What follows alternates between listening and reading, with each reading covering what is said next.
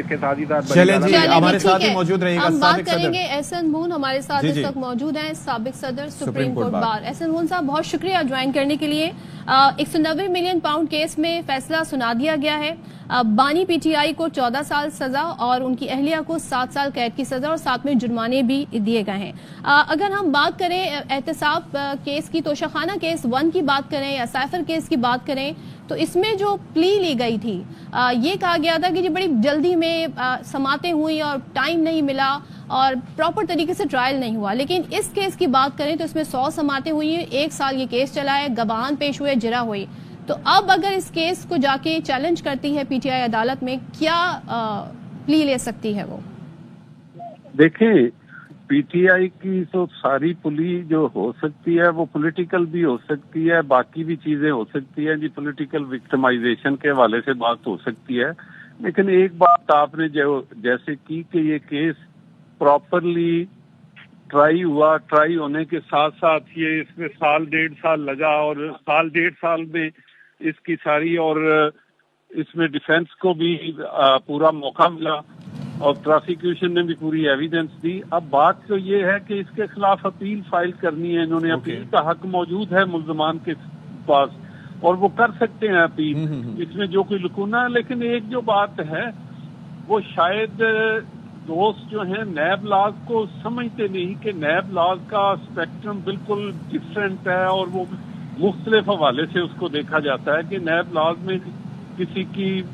عزیز دوست فرنٹ مین یا آگے پیچھے کوئی ہے وہ مس یوز آف اتھارٹی استعمال کرتا ہے. جیسے میں نے ٹی وی پہ ہی دیکھتا رہا ہوں, میں نہ اس پہ وکیل ہوں, لیکن اس میں جو سامنے چیز آئی ہے وہ اس کے مطابق یہ ہے کہ جی 190 ملین, یہ تقریباً کوئی 70 ارب کے قریب پیسے بنتے ہیں, اور وہ لا کے جو کہ گورنمنٹ آف پاکستان کی پراپرٹی تھی اس کو انہوں نے ایڈجسٹ کر دیا ملک ریاض صاحب کے جرمانے میں. اور ملک ریاض صاحب کے جرمانے میں سپریم کورٹ نے اس میں باقاعدہ جب اسٹیٹ آف پاکستان کو وہ پیسے بھیجے تو انہوں نے باقاعدہ طور پہ ایک فریز لکھی کہ it amounts to plunder loot the Peter and there after to pay the Paul. بھئی ایک بندہ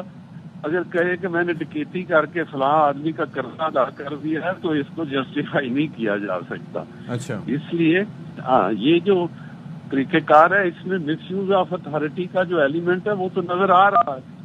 سامنے ہے. اچھا, لیکن اس کے اندر اور کئی فیکٹرز ہیں. ایک تو یہ ہے کہ احسن صاحب جس طریقے سے اس کو کابینہ کے سامنے پیش کیا گیا, آپ کو یاد ہوگا کہ اس کے اوپر کافی لوگوں نے, زبیدہ جلال صاحبہ نے, پھر اس کے بعد کیبنٹ میں شیخ رشید صاحب نے بھی, کہ اس کے اوپر کوئی ڈسکشن ہی نہیں ہوئی تھی, بس وہ سیلڈ انویلپ آئے تھے شہزاد اکبر صاحب. اس میں ساری کی ساری جو سامنے آئی کہ انہوں نے کہا جی یہ کانفیڈینشل معاملہ ہے, جس ڈاکومنٹ ہے اور جس کو یو کے گورنمنٹ کے ساتھ ایگریمنٹ ہے اور وہ اماؤنٹ ٹرانسفر ہونی ہے. اب کسی کو یہ نہیں پتا تھا کہ یہ پیسے جو پرائم منسٹر صاحب کیبنٹ میں پیش کر رہے ہیں, یہ پیسے جو ہیں وہ